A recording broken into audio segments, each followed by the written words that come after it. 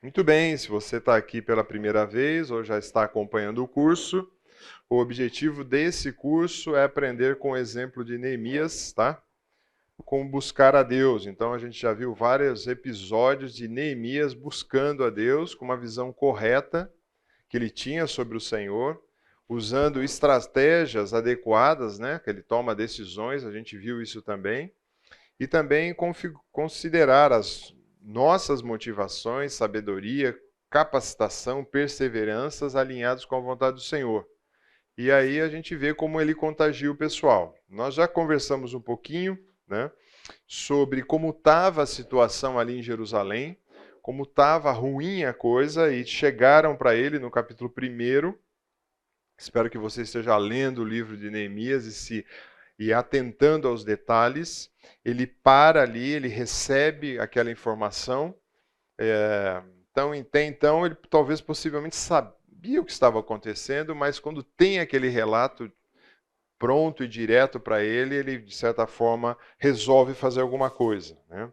Falamos também que essa maturidade chega e ele anda na dependência do Senhor para fazer as coisas. E na semana passada conversamos um pouquinho sobre a bondosa mão do Senhor sobre as coisas que ele estava realizando. Então ele poderia ter os planos, os projetos, os sonhos, tudo bem. Mas se a boa mão do Senhor não estivesse sobre aquilo lá, não ia resolver nada. E a gente vê como começa a acontecer isso e como começa a caminhar. E também nós fizemos uma avaliação, tá lembrado dessa avaliação? Passei para vocês semana passada essa avaliação, em que estágio de maturidade você espiritual você está, considerando o seu tempo de vida cristã e as experiências que você tem com o Senhor. Se você só usufrui do que acontece e não participa de nada, não se envolve em nenhuma questões e aí na igreja local, vamos assim dizer. Qual o seu grau de envolvimento com problemas? Você não se envolve ou envolve? Abordado pelos problemas de outros, qual a sua real motivação? Você desvia ou você ajuda? Eu tenho me beneficiado de utilizar a oração, se tenho, se não tenho, e como têm sido os meus momentos com o Senhor, leitura, oração, meditação, como que você tem feito o seu tempo com o Senhor? E se a oração é sua primeira opção diante das dificuldades? Nunca, raramente, quase sempre, sempre. Então, mediante as avaliações de vocês, 17 pessoas da classe aqui disseram que estão no estágio de maturidade aí, nota 7, tá? Então, de 7, 9 pessoas com 6. Então, você vê o retrato um pouco dessa classe, dessa realidade, tá? Quando você pensa também se estou só usufruindo, então, na realidade, esses pontos têm que ser negativos, significa que é o bom, tá? Então, você vê que a grande maioria está aqui no 1, 2, 3, ou seja, pessoas que estão se envolvendo e não estão simplesmente só assistindo o que acontece, tá? Quando a gente pensa qual o seu grau de envolvimento com problemas, está quase um empate aí nesse bloco de 4 até 8, né? Como as pessoas se envolvem, ou qual o seu grau de envolvimento com esses problemas. Quando você também pensa, quando eu sou abordado, achei interessante isso, né? Muita gente, de fato, 16 vão querer resolver ou vão querer se envolver nesses problemas e vão querer. Então, quase todo mundo aí tem um pouquinho aí, pelo menos esses 16 tem um perfil aí de Neemias, né? De ouvir um problema e resolver. Você tem se beneficiado da oração? Muito boa as notas que saíram ali. 17 e 13 com 7, nota 7 e 8. Então é bem alto. É bacana ver que vocês têm recorrido à oração, né? E momentos com o Senhor também, bem interessante ver que as notas estão altas ali, dos 5 para frente ou dos 6 para frente, você vê aí o 7, 8 com notas boas de como você tem momentos com o Senhor. Isso é ótimo, né? Então você vê o grau de maturidade que você está. E também com relação às orações, se a oração tem sido a sua primeira escolha. Então, quase sempre 26 pessoas, né, responderam e 18 sempre. Então, um bom índice. Então, a maioria, só uma das perguntas, a maioria nós tivemos 46 respostas, 46 participantes responderam, e só nenhuma lá no começo que a pessoa não respondeu, então ficou 45. O bom é que não tem identificação, então cada um aí pode olhar, essa aqui é a média da sala de vocês, tá bom?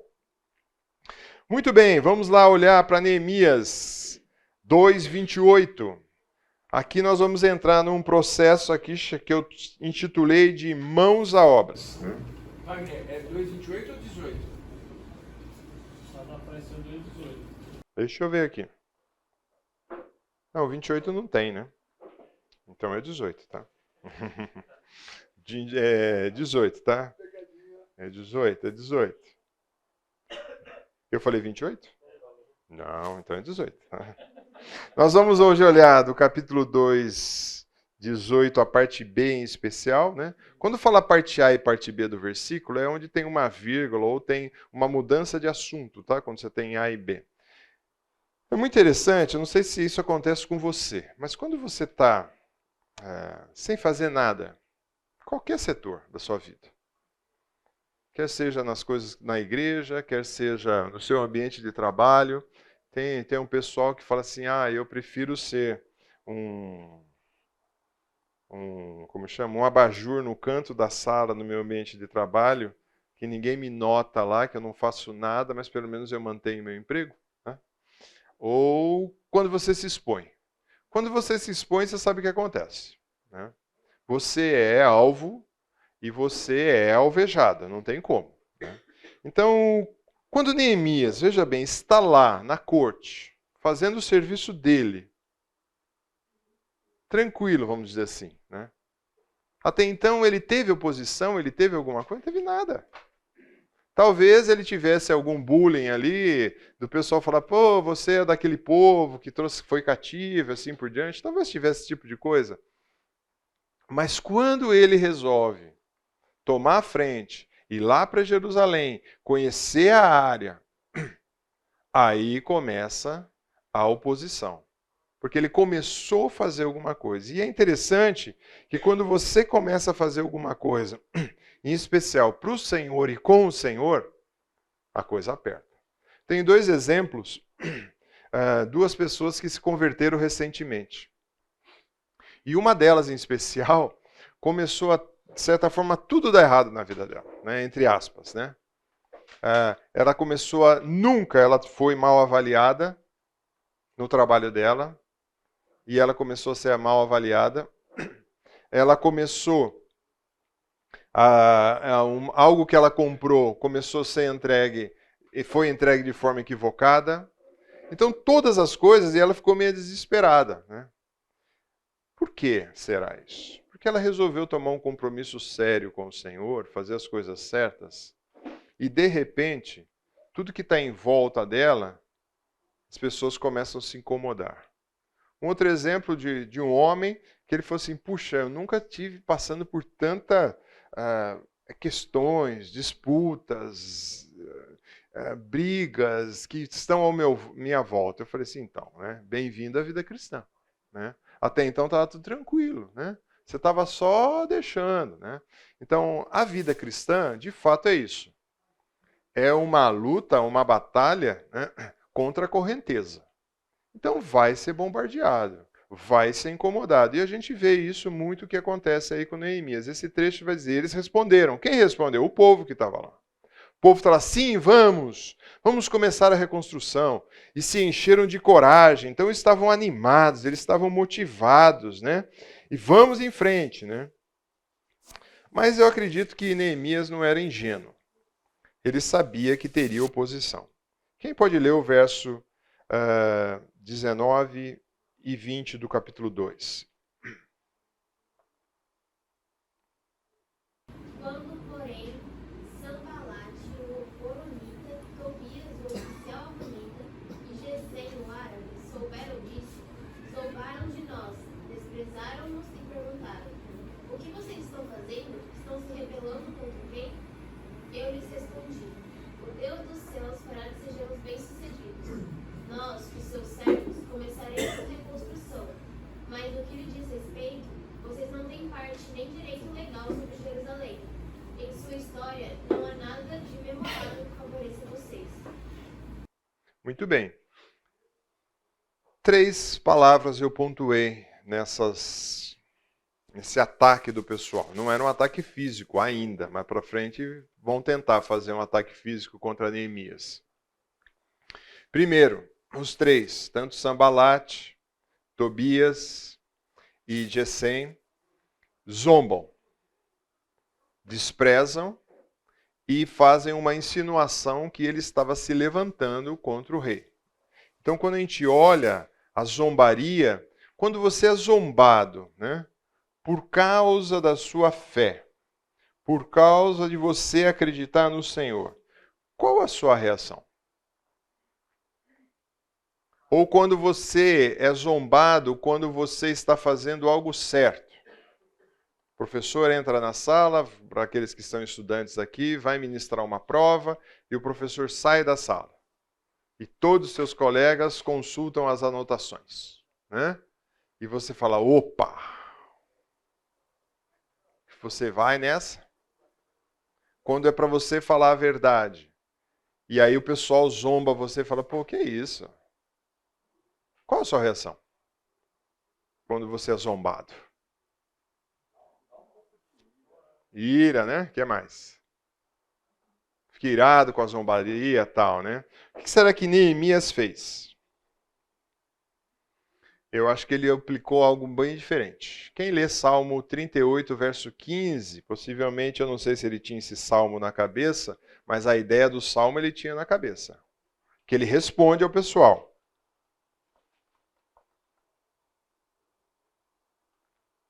Senhor, em ti espero, e me responderás, ó Senhor meu Deus. Então, o que ele responde para os caras? Então, ele responde, o Deus dos céus é quem fará com que seramos bem-sucedidos. Ou seja, a dependência dele estava em quem? Não era, ele tinha feito planos, lembra? Ele fez, ficou 4 meses lá, fez os planos, os projetos, né? Conseguiu o apoio popular aqui, parcial pelo menos, os caras falaram, nós vamos construir com você. Mas ele joga a responsabilidade para quem? A dependência do Senhor. Então, quando você for zombado, a sua dependência tem que estar no Senhor. Segundo elemento que aparece aí, eles são desprezados. Desprezados. E aí, o que ele diz para esse povo? Quando você, então, é desprezado por causa da sua fé, o que você responde? O que ele respondeu? Olha o verso 20. Ele falou o quê no verso 20? Nós, seu servo, vamos nos preparar e começar a reconstrução. Ele está dizendo, nós temos um envolvimento com esse projeto. Vocês não têm esse envolvimento. Vocês não fazem parte. Nós vamos começar a reconstruir. Você não tem parte nessa história. Você não tem direito algum. Eles estão envolvidos. E ele traz, e é interessante que ele pontua essas colocações para responder esses opositores. E tem mais uma ainda. Eles realizam uma difamação quando ele diz o quê? Você está fazendo o quê? Está rebelde contra o rei. Rebeldia contra o rei significava morte, né?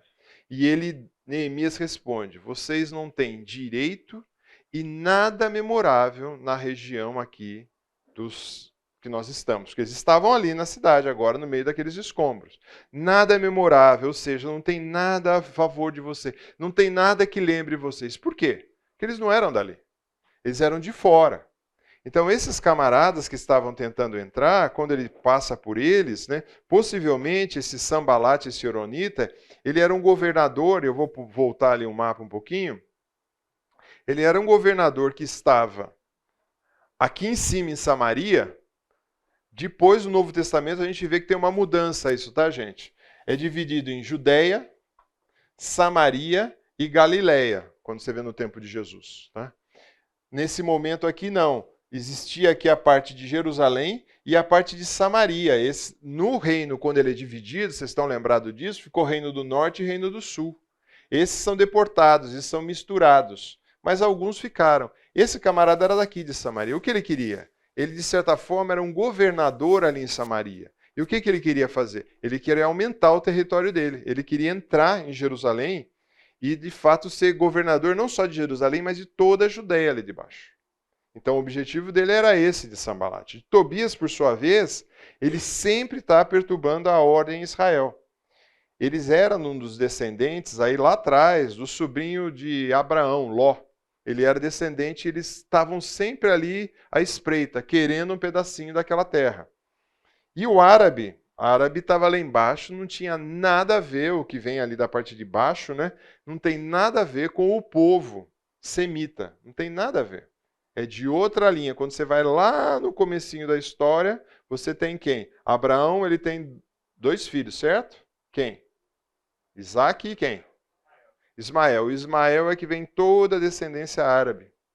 E o outro filho vem toda a descendência semita, que são as origens dos judeus. E essa disputa está desde lá, né? Então eles não tinham nada a ver o que eles queriam. Possivelmente ele era rei de uma cidade e queria também estender os seus domínios. Então quando você pensa, esses camaradas, qual o interesse que eles tinham ali na região? Somente tirar proveito. Somente tirar proveito. Então, por isso, Neemias dá essa resposta. Olha, para a zombaria, nós dependemos do Senhor. Para os desprezos que vocês estão apresentando, esse pessoal está engajado. E para a difamação, vocês não têm direito nenhum nessa terra. Vocês são de fora. Só que é difícil, né? Porque como esse pessoal faz barulho, né? E nós vamos ver para frente. Mas nós vamos agora, você vai ser o Neemias e a turma que estava com ele. Do que depende o sucesso, tá? Eu vou dividir vocês em grupos, 5 grupos. Essa classe aqui, não sei quantos tem, mas vai ser meio aleatório. O que vocês vão fazer? Vocês vão pegar um papelzinho desse aqui e vocês vão construir o pedaço do muro que lhe cabe. Então, por exemplo, essa fileira, esse grupo aqui, pode juntar aqui, 2, 3, 4, quando tem 5 divisões. Vamos dividir vocês em 5. E vocês rapidamente vão montar o seu pedaço do muro. E vocês vão observar o quê? Vocês vão observar o envolvimento dessas pessoas. Quem trabalhou, quem não trabalhou. E na sua visão ali do grupo, rapidamente, nós vamos dar 15 minutos para vocês fazerem isso, não mais que isso. Por que obteve sucesso e do que depende o sucesso? Deu para entender? Na Bíblia de muitos de vocês aí tem um mapa igual esse aqui, ó, que eu não vou passar agora não, a cola, tá? Eu vou só passar esse daqui em branco. Então vocês vão se dividir rapidamente em 5 grupos. Quer que eu divido? Eu tenho um método fácil de dividir. Presta atenção. 1, 2, 3, 4, 5. Beleza? 1, 2, 3, 4, 5. 1, 2, 3, 4, 5. 1, 2, 3, 4, 5. Quem é o 5? Levanta a mão. Esqueceram, né? Vou começar tudo de novo. Olha lá. O número 1, número 2, número 3, número 4 é o número 5. Número 1, número 2, número 3, número 4 é o número 5. Número 1, número 2, número 3, número 4 é o número 5. Você mesmo diverte. Número 1, número 2, número 3, número 4 é o número 5. Número 1, número 2, número 3, número 4, número 5, Silvana. Número 1, número 2, número 3, número 4, número 5 lá, Carol. Tá? Aí depois, Alex, 1, lá verde, 2, 3, 4, 5. 1, 2, 3, 4, 5. Raul, 1, 2, 3, 4, 5. Maine, 1, 2, 3, 4, 5. 1, 2, 3. E o que chegou agora? 4. Grupo número 1 senta junto, número 2, número 3, número 4, número 5. 1 fica nesse cantinho, 5 fica nesse cantinho, vai montando. E vocês têm colinhas aqui, ó. Papel e caneta e vamos construir esse muro, tá? Vai lá, peguem folhinhas aqui para a construção do muro. Rapidinho, pega a folhinha e vai passando. Passa pro povo, passa pro povo. Vai lá, caneta. Gente, rapidinho. 1, 2, 3, 4, 5. O que tá aqui? 2, 5. 5 aqui, ó. 5 aqui. 1 aqui. 2 aqui. 3 lá no fundo. 4 lá no fundo. 5 aqui, gente, ó. 5 aqui. Rapidinho, vai lá. Ó, você tem uma arquiteta, você tem ele vai ficar aqui no 1? Você vai ficar no 1? Você tem um contador, aí você tem advogado, né? Pronto. Você tem até vendedor no grupo. Grupo 1. Grupo 5. Grupo 2. Grupo 3. Grupo 4. Que número você estava? Aqui, ó. 2 aqui, gente. 2 aqui, 2 aqui, 2 aqui. 2 aqui. 1 aqui. 2 aqui. Opa, desculpa. Papel 3 lá no fundo. 4. É o mesmo mapa. Mapa para vocês. Mapa. Um para cada um. Pode pegar. Leva lá. Mapa. Vamos lá. O que aconteceu com esse projetor aqui? Quem que abriu? Quem precisa mais de papel? Eu vou voltar aqui. Pera um minuto, gente. Deu um zoom errado aqui. Pronto, olha lá. Todo mundo tem papel? Grupo 1. Grupo 1 é o norte, tá? Norte, verso 1 a 7. Leiam o verso e vejam onde vocês vão construir. Capítulo 3. Grupo 2 é a parte ocidental, de 8 a 13. Grupo 3, só um versículo aí? Ah, beleza, é a parte sul, 14.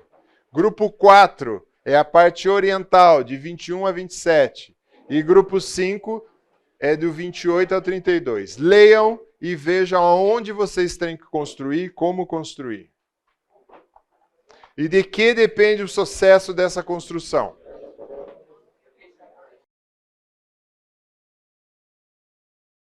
Muito bem. Vamos lá. Vamos voltar. A ideia principal, como é um capítulo que tem nome de pessoas, profissões, referências de portas, portões, muralhas, eu precisaria trazer vocês para aquela realidade. Então, nada mais vocês indo construindo o muro. Então, eu quero o pessoal do grupo 1, uma pessoa aqui, que vai colocar os nomes na onde foi e quem estava participando. Vai lá, grupo 1, cadê você? Rapidinho, grupo 1. Vai lá. Vai, gente, vai. Grupo 1. Vai lá, é o norte, né, Maene? Pega a caneta e vermelho, usa o vermelho. Tá funcionando. Vai colocar a Porta das Ovelhas. Foi construída por Eliasib. Aí, ali é a portinha das ovelhas, certo? Ele era o sumo sacerdote. Já fala da pessoa ou não? Pode falar. Ele era o sumo sacerdote. E a atitude que nós vimos, que me fala aqui, que ele consagrou com as pessoas esse trabalho. Eles colocaram as portas e continuaram a reconstrução até a parte das torres. Aí você vai identificar duas torres, a torre do Sem e a torre de como se pronuncia? Hananel? É isso aí que vocês falaram? Hananel, muito bem. Aí citamos os homens de Jericó e Zacur, que construiu até a Porta dos Peixes. Identifica a Porta dos Peixes. Peixe aqui. Tá? Do peixe, né? Do peixe. E ali estavam os filhos de Racenará. Isso. Eles colocaram os ferrolhos e as trancas. Não houve uma conclusão no grupo se eles eram marceneiros, carpinteiros, etc. Aí a Porta Velha. Identifica a Porta Velha. Ou antiga em algumas versões, tá? Ou vintage, né? Isso. Isso é versão de vocês, né? Versão gourmet. Isso. Porta Velha. Tá, colocaram as vigas e os ferrolhos também. Então temos a Joiada, Mesulão, filho de Latias, várias pessoas, vai. E os homens de Gideão de Mispa. Há um destaque aqui que os tecoitas estavam trabalhando, porém os nobres não se sujeitaram ao serviço. Isso. Creio que são essas daí. Muito bem. Beleza. Cadê a turma agora do grupo 2? Ocidental, de 8 a 13. Vai lá alguém. Tem, não, lógico. O mapa tá aqui, né? Tem que vir aqui, né? Vai lá. O que aconteceu aí? Ajuda, grupo. Vai lá, time. Ajuda aí. Bom, o nosso grupo restaurou o lado ocidental e começou a partir da Porta do Peixe. Cadê a Porta do Peixe? Aí, PP, Porta do Peixe. Tem Braviário, nossa. Peixe, tá aqui. Dessa parte da Porta do Peixe até o muro largo, que vai até aqui, muro largo, quem ficou responsável foi o Uziel, que era um ourives, o Ananias, que era um perfumista, e o Refaías, que diferente da turma aqui, ele era um dos maiorais, ele botou a mão na massa, ele não se recusou a fazer o trabalho igual os nobres aqui, né? Até a Porta Velha, do muro largo até a Porta Velha. Da Porta Velha até a Torre dos Fornos, que é aqui, foram responsáveis os que eram, esse aqui que são os vizinhos, né? Tinham 4 pessoas, que eram Gedaías, Atus, Malquias e Azubel. Eles eram, a casa deles ficava nessa região aqui, vou pôr uma aqui. Então eles ficaram responsáveis por construir a parte do muro que fazia a fronteira com a casa deles. Certo. É o condomínio. Tá murando o condomínio. Fizeram, isso. E daqui, da Torre do Forno, até a Porta do Vale, passando pela Porta do Vale e até antes de chegar no Monturo, que é aqui embaixo, ou seja... Monturo é da próxima turma. Sim, mas até aqui, do lado ocidental, quem construiu foi o Salum, que era o outro maioral da cidade, né? Tinha dois grandes líderes, governadores. Eles terminaram essa parte. Faltou alguma coisa? Faltou. Faltou alguma coisa aí. Qual o destaque que tem no finalzinho do 12? O lado deles, quem fez os reparos foi Salum, filho de Haloés, governador da outra metade do distrito de Jerusalém. Ele e suas filhas. Beleza. Muito bem. Vamos lá. Tinha ali quem no seu grupo que tinha perfumistas e ourives, né? Legal. 3, vai lá. Grupo 3, rapidinho, Sul. Um verso só. Vamos lá. Sul. Vai, fala, Sul. Você vai anotar alguma coisa aqui? Então fala. O responsável foi Malquias. Ele era filho de Recabe. Ele era o maioral do distrito do governo, o distrito de Bet-Aquerem. Isso aí era mais ao sul de Jerusalém, entre Jerusalém e Tecoa. Né? Era o local de onde eles vieram. Pelo que eu me lembro, eles eram moradores de grande tradição familiar, eles moravam em templo, eles foram correndo para Jerusalém quando foi cercado. Então, para evitar o cerco, é que eles foram morar. E aí ele cuidou da Porta do Monturo. Agora falei só no nome dele, a gente acredita que seja a família, mas aí ele fez completo. Ele colocou as portas, os ferrolhos e as trancas do Monturo. Ok. É a porta esterco, certo? Monturo ou esterco, tá?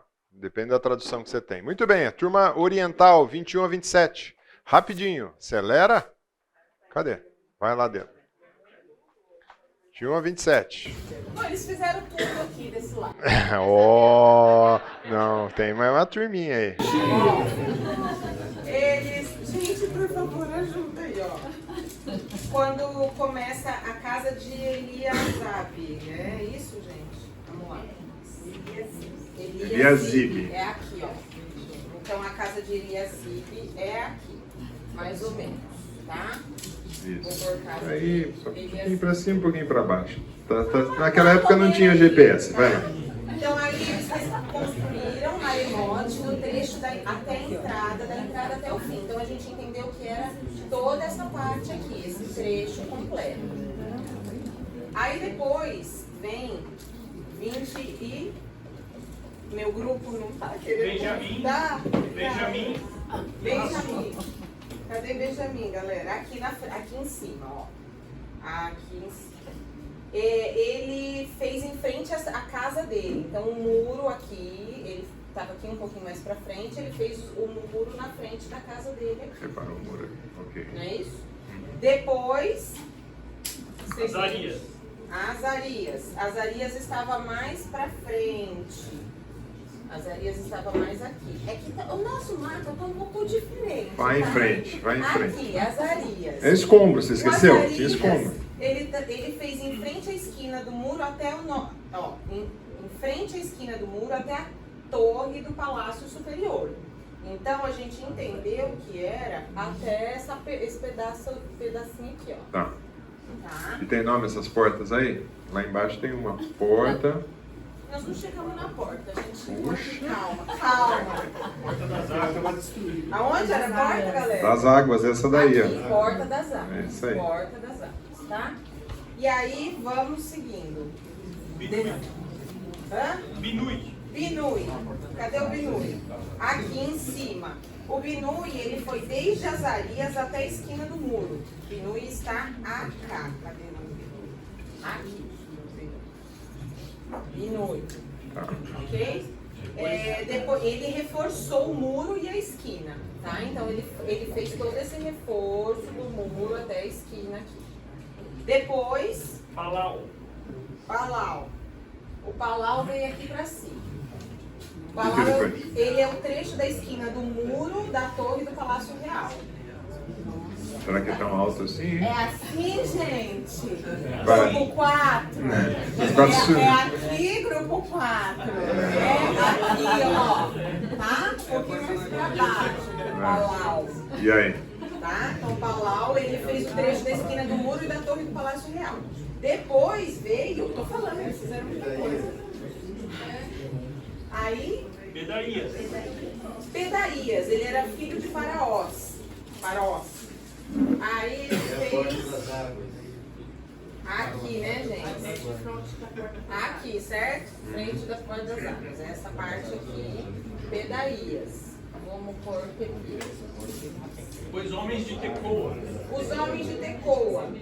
Os homens de Tecoa, onde eles estão? Torre Grande. Aqui. Nessa parte aqui, os homens de Tecoa. Tecoa.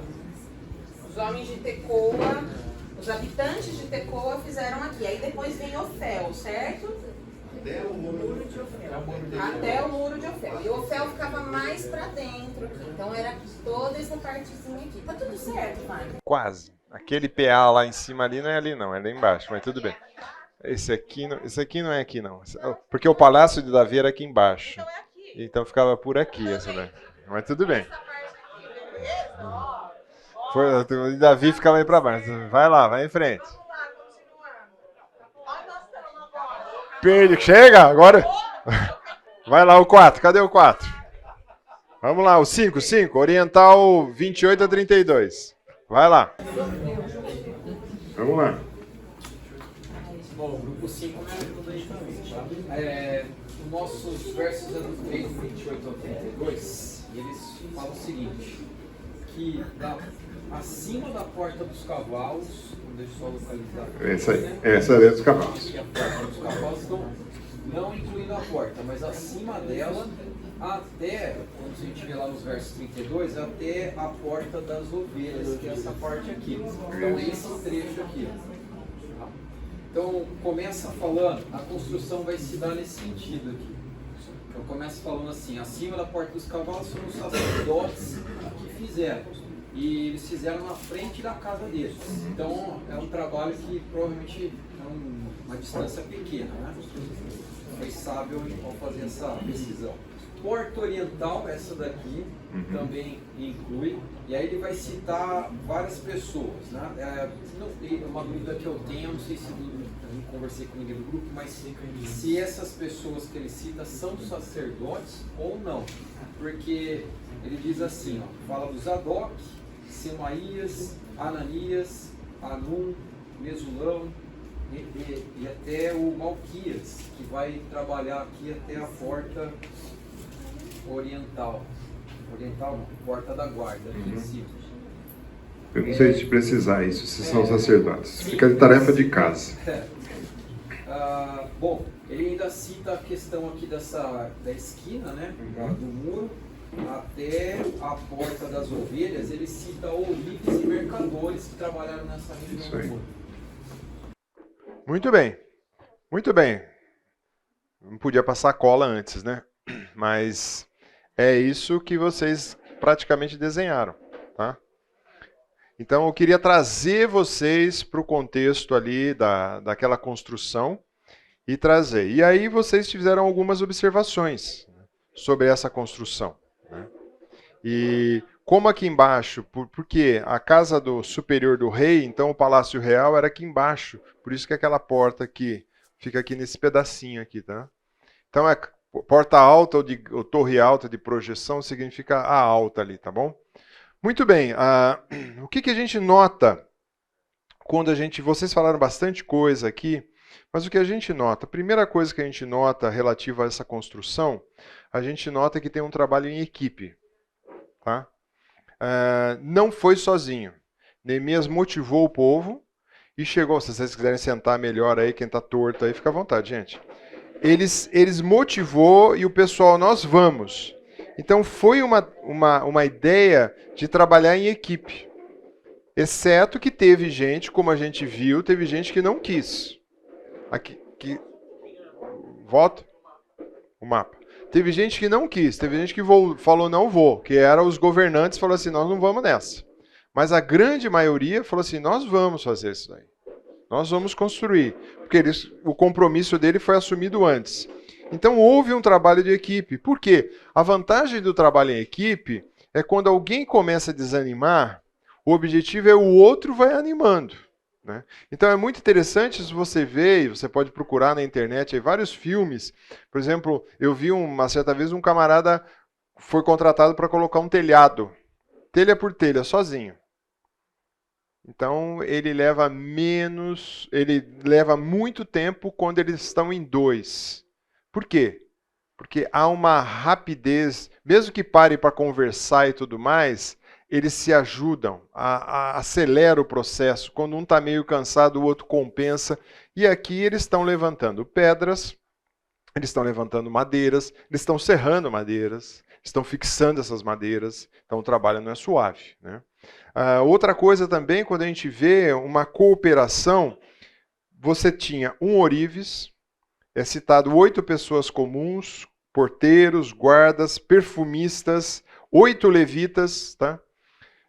15 governadores, servos do templo são citados 26, 31 comerciantes e filhas do governadores 12. Então houve uma cooperação de todos. Por que eles estavam pensando? Essa é a nossa cidade. Nós precisamos construir esse muro. Porque se nós não construirmos esse muro, ela vai ficar vulnerável, principalmente aqueles 3 grupos que estavam querendo entrar e outros mais. Então a ideia de cooperação, então você vê, eu fico pensando, uma perfumista carregando pedra, a mão de uma perfumista, a mão de um ourives. Gente, é diferente, por exemplo. Quem aqui lida com pedra, com grama? Você tem, todos nós aqui, estou olhando aqui, todo mundo tem mão meio suave, né? Se você falar assim, vamos carregar uns tijolos hoje, você carrega meio dia de tijolo, você vai ver como vai ficar a sua mão. E eram perfumistas, eram mulheres ainda que estavam fazendo isso, né?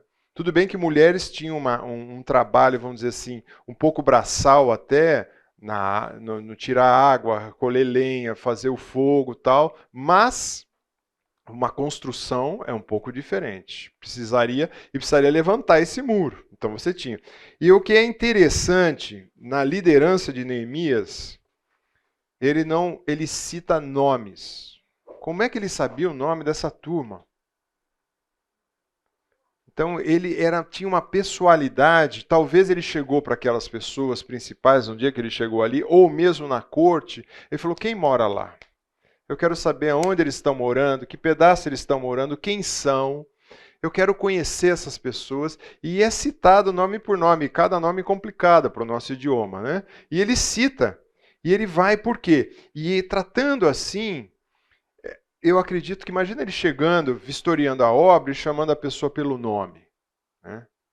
Diz que não tem coisa melhor a pessoa chegar no local e alguém chamar ela pelo nome, é um destaque. Neemias fez isso. Não é todo líder que faz isso no Novo Testamento ou no Velho Testamento, mas Neemias fez. Então ele chamou individualmente, tratou, desafiou esse pessoal pessoalmente. E tem uma estratégia também que é utilizada. É muito bacana que vocês notaram que muitos deles construíram ou reformaram o muro aonde? Em frente à sua casa. E depois você vai ver isso com mais... ele vai esclarecer um pouco mais isso. Isso é muito bom, né? Por quê? Talvez você olhe e fale assim, nossa, eu tenho que reconstruir um muro lá perto da cidade universitária. Você fala assim, ah, tá bom, né? Será que eu vou mesmo? Tal. Agora não, você mora aqui, você tem que construir um muro aqui. Opa, pera lá, é minha família, é meu gado, é minhas coisas, eu tenho que construir. Então houve, e também isso tem uma grande vantagem. Nós vamos ver mais para frente outras estratégias que ele fala. Por exemplo, havia possibilidade de descanso. A pessoa estava muito exaurida, ela vinha até a sua casa. Alimento e água fácil, porque ele estava próximo. Ele não precisa se deslocar. É lógico, tem locais no muro que não é habitado. Aí acontece. Né? Você pode destacar mais alguma coisa aí que você percebeu? Esse é quase um home office, né? Podemos dizer que sim, né? Para alguns ali foram, né? Conclusão dessa parte. O desafio, eles estavam diante do desafio de reconstruir. Eles tinham oposições, ofensas, e diante de um grande desafio, mas mesmo assim, eu fiquei pensando, né? O verso 2:20, acho que baliza toda essa parte, quando ele fala, os Deus do céu que nos dará bom êxito, ou em outras versões, vai dizer assim, nos vai dar sucesso. Então ele tinha a estratégia na cabeça, ele sabia o que levar. Agora você imagina se ele chegasse lá e falasse assim, então vamos construir a porta? O pessoal fala assim, cadê a madeira? Puxa, esqueci de pedir madeira. Né? Então ele já tinha todo o projeto pronto, mas ele também tinha certeza que Deus ia dar bom êxito para aquilo que ele estava fazendo. Então é interessante a gente pensar em tudo isso, né, quando nós estamos diante de grandes desafios na nossa vida, quer seja na sua profissão, quer seja na sua família, quer seja nos ministérios, né? O que vai acontecer? Qual é a sua reação? Será que nós temos essa atitude de entender que o nosso bom Deus vai dar bom êxito? Será que nós temos as estratégias certas? Será que nós entendemos qual é o nosso papel frente a esses desafios? Será que nós estamos checando cada uma das nossas prioridades para ver se o Senhor é de fato o primeiro? E é interessante que quando você olha, Neemias não contou com os melhores. Quem tinha ficado lá? Os melhores, lembra, gente, foi para cativeiro. Quem que ficou lá? A escória quase. Não eram os caras bons. Por quê? Os melhores foram lá, Daniel foi levado, né? Toda aquela turma foi levada, esses são os bons. Quem ficou? Ficou a turma aí. E ele usa quem? Ele não foi lá trazer do cativeiro. Tudo bem, veio uma comitiva com ele. Mas quem que foi ali que estava montando? Foi aquelas pessoas que se dedicavam ao Senhor. Então, muitas vezes, e assim quando você pega, por exemplo, 1 Coríntios capítulo 4, verso 1 e 2. A lista está aqui, falta alguém preencher? Diz lá, assim, pois, importa que os homens nos considerem como ministros de Cristo e dispenseiros do ministério de Deus. Ora, além disso, o que se requer dos dispenseiros é que cada um se encontre e seja encontrado fiel. Fiel não significa o melhor, não significa o mais nobre, não significa o que tem mais currículo, não significa o que tem mais destaque. Mas o que se considera como bons dispenseiros da graça de Deus, segundo aqui Paulo está dizendo, que seja confiável, que seja fiel. Por exemplo, esses governadores que falam assim, nós não vamos carregar pedra, Por que será? Talvez eles não estavam envolvidos nesse projeto.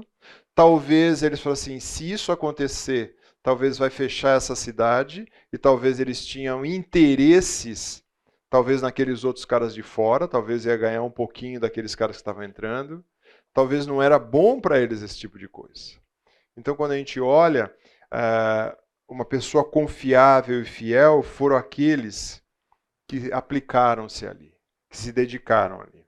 Aí cabe a você avaliar como você tem sido, por exemplo, como gestor, como supervisor, como patrão, como você de fato tem agido com fidelidade ao Senhor. E você como empregado, funcionário, prestador de serviço, você tem agido de fato com fidelidade, entendendo é para o Senhor que eu estou fazendo? Porque se Neemias olhasse friamente, não era para aquelas pessoas que estavam ali. Ele estava preocupado com a reputação de Deus e com aquela cidade onde Deus havia se exaltado até então e queria continuar com isso. Quando você é filho, como é que você age com as incumbências que você tem? Como você é pai, como é que você age? Então tudo isso serve para a gente notar que Neemias foi um homem que olhou um pouquinho mais à frente. Tá? Dúvidas e perguntas até aí? Alguma colocação? Então eu creio que a gente conclui o muro, mas não só isso. O que acontece já no capítulo 4, verso 1. Quem pode ler? Tendo Sambalate ouvido que edificávamos o muro, ardeu em ira, e se indignou muito e escarneceu dos judeus. Pode continuar mais um pouquinho. Então falou na presença dos seus irmãos e do exército de Samaria e disse: Que fazes estes fracos judeus? Permitir-se-lhes a isso? Sacrificarão? Darão cabo da obra num só dia? Renascerão acaso dos montões de pó de terra que foram queimadas? Estava com ele Tobias, o amonita, e disse: Ainda que edifiquem, vindo uma raposa, derribará o seu muro de pedra. Tá bom, até.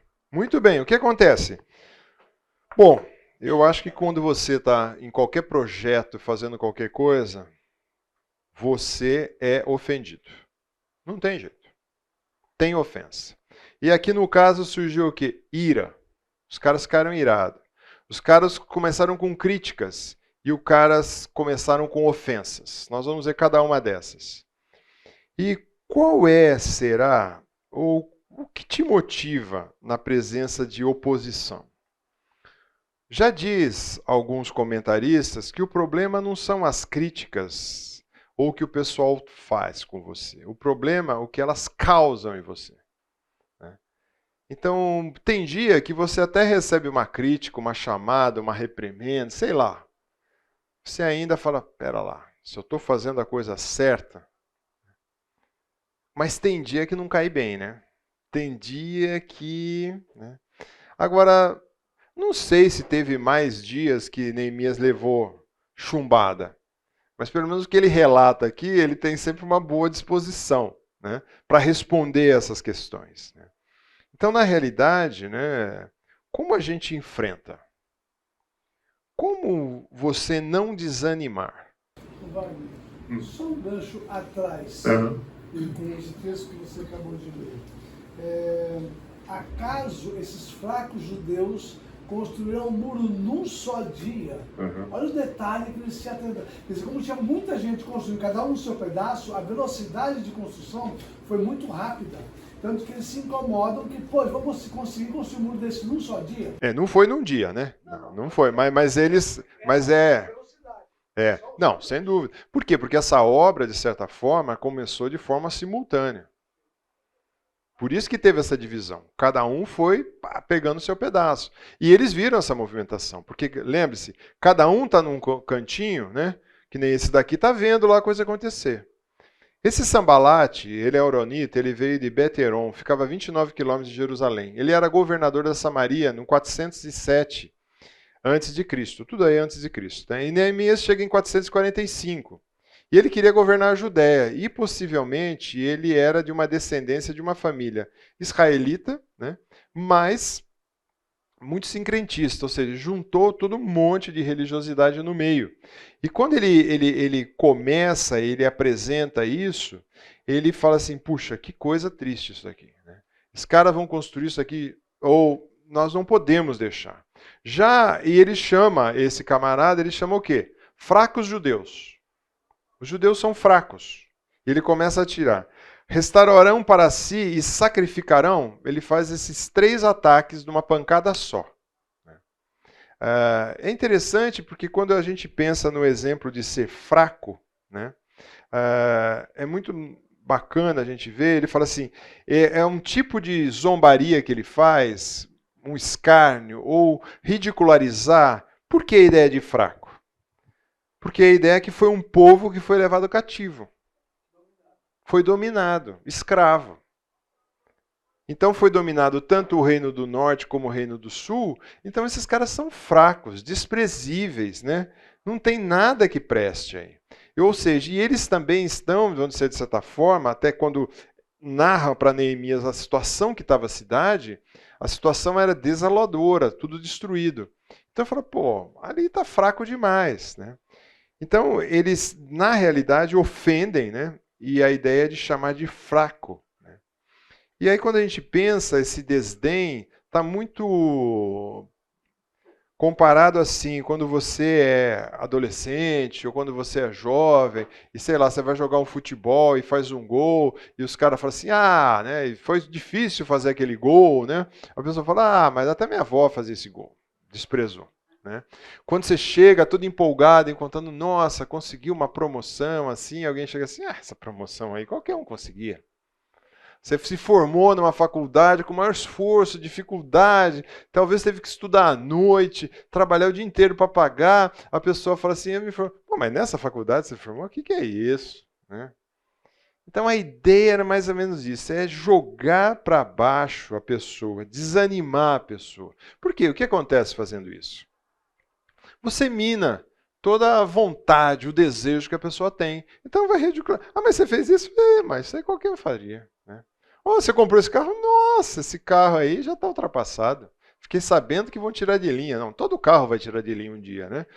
Então, pensa bem, todo vai sair de linha. Lógico, é que nem eletrodoméstico. Nossa, você comprou esse eletrodoméstico? Nossa, essa marca. Cara, então a ideia de ridicularizar. Né?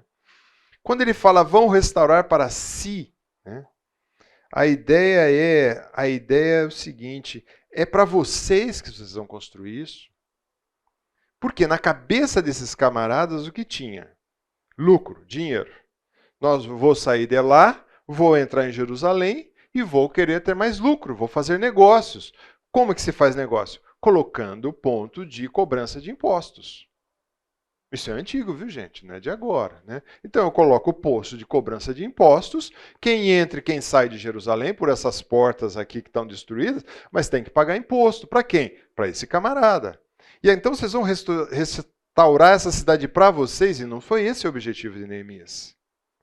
Neemias, logo depois, primeiro chega Esdras, Zorobabel, que tinha o objetivo do quê? Reconstruir o templo, reconstruir a lei, trazer a lei do Senhor, e Neemias veio para construir a proteção do povo e a proteção ali do serviço religioso também. Então Neemias não estava construindo para si ou para eles, estava construindo para a nação, para o povo de Deus. Então ele solta essa, por quê? Na cabeça desse camarada era lucro só. Como é que vão fazer isso? Né? E também essa situação, quando eles falam sacrificarão, a ideia, vão terminar isso aí num dia. Né? Ou seja, não foi. Né? A gente vai ver que levou 58 dias o término dessa construção. Mais rápido, ligeiro, né? Pela extensão que era e quem estava construindo. Não eram construtores profissionais e não era escravo. Porque quando era escravo construindo o muro, era na base do chicote. Então, você vê o que acontecia ali no Egito, o que estava construindo ali nos grandes impérios, é na base do chicote e vai trabalhando. Né? Então, a ideia é, a obra de quem que é? É do Senhor. Então, a ideia é, vocês vão sacrificar isso, ou seja, o material está queimado, está destruído, está tudo destruído. O que vai acontecer? Eles não estão fazendo para eles. Né? É interessante que quando a gente pensa nesse primeiro ataque, que ele faz, não tem como a gente não pensar numa ideia que possivelmente estava na cabeça de Neemias. Ele não tinha esse texto, tá?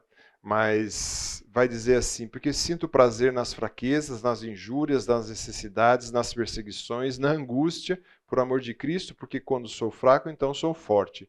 Talvez Neemias não tinha isso em mente, mas ele tinha outras ideias em mente que ele vai colocar aqui em prática. Mas ele tinha a ideia seguinte, assim: quem está fazendo essa obra? Não sou eu, é o Senhor. É o Deus Todo-Poderoso. E nós também temos que ter isso em mente, que muitas vezes quando nós somos atacados, quando tem injúrias, quando tem perseguição, quando tem angústia, né?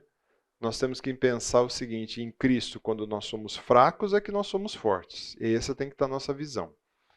O segundo personagem que entra nessa história é Tobias, tá? Ele era um amonita, provavelmente antepassado de Tobíades, que era governador de Amon, possivelmente um escravo que foi liberto. Amon era o filho mais novo de Ló, você pode ver isso em Gênesis 19:38, e no tempo de Josafá se aliam com os moabitas e edonitas naquela região ali, e na realidade ele faz um ataque muito sério aí. Ele vai dizer o seguinte: o grande desprezo que ele usa é qual? Se uma raposa sobe. Gente, vocês conhecem a raposa? Aqui nós temos na nossa região, talvez se fosse contextualizar para quem mora na cidade universitária, falei assim: se um gambazinho subir no muro, vai cair. Agora, o gambazinho ele anda em cima do fio, né? Então a raposa é um animal leve. Ou, para quem mora também aqui em casas e vê gatos, né? Gato anda leve e suave sobre o muro. Ele não falou aqui um elefante, não falou um leão, um tigre. Não, ele pegou um animal leve, um animal que não causaria dano nenhum. Mas qual que era o desprezo que estava ali? O desprezo era o seguinte: qualquer coisa, se bater, a gente poderia usar no nosso linguagem, se bater um vento, vai cair esse muro, né? Então, esse verso de Provérbios é muito interessante. Os desígnios dos insensatos são pecados, e o escarnecedor é abominável aos homens. O que ele estava fazendo, esse camarada? Escarneando sobre a construção do muro, ridicularizando quem estava fazendo aquilo lá, né? E possivelmente, quando ele falou, até uma raposa vai destruir, olha quem está construindo, uma perfumista, um ourives, como é que esse pessoal pode construir o muro? Mas é interessante a resposta. Qual a resposta? Nós vamos parar aqui, porque já vai ter o... Eu colei aqui o que vocês colocaram na semana passada, que quase sempre vocês usam da oração, ou sempre. Qual que é a resposta de Neemias, verso 4 e 5? O que ele diz? Diz assim: ouve, eles tiram o foco das ofensas, ouve ao nosso Deus, pois estamos sendo desprezados. Faze com que o seu desprezo recaia sobre a cabeça deles, e faça com que seja despojo numa terra de cativeiro.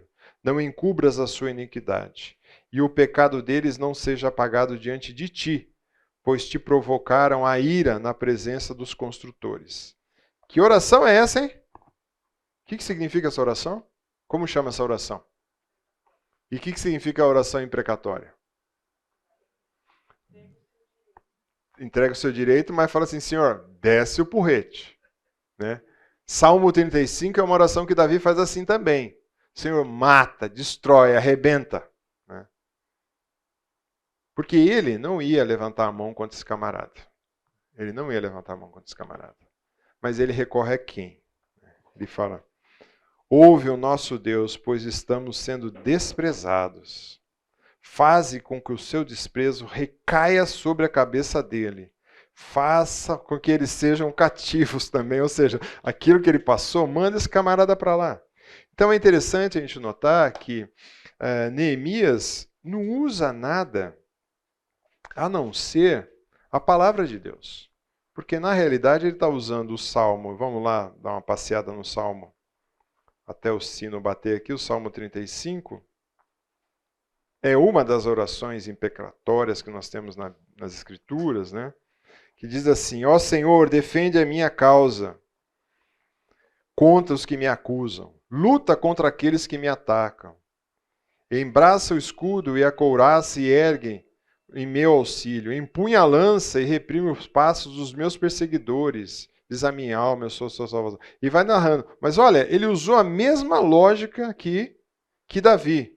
Ouve a minha causa contra os que me acusam, os que me ridicularizam. Tá?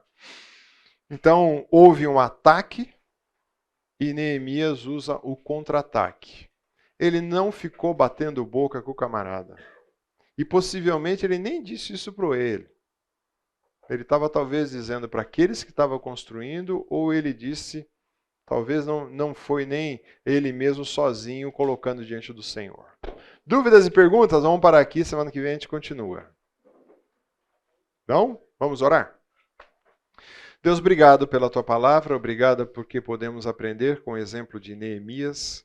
Sabemos, ó Pai, que muitas vezes temos tantas obras a serem realizadas e muitas vezes, muitas delas podem ser nas nossas vidas.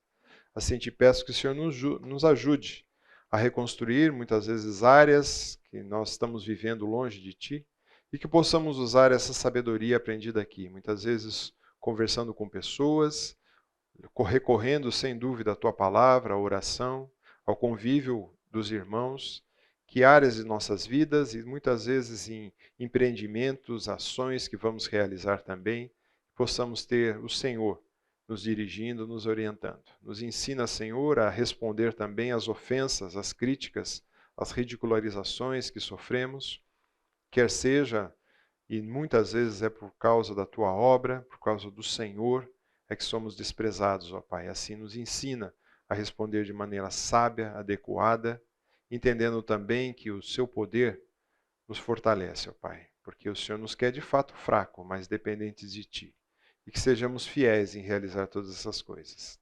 Em Cristo Jesus que nós oramos. Amém.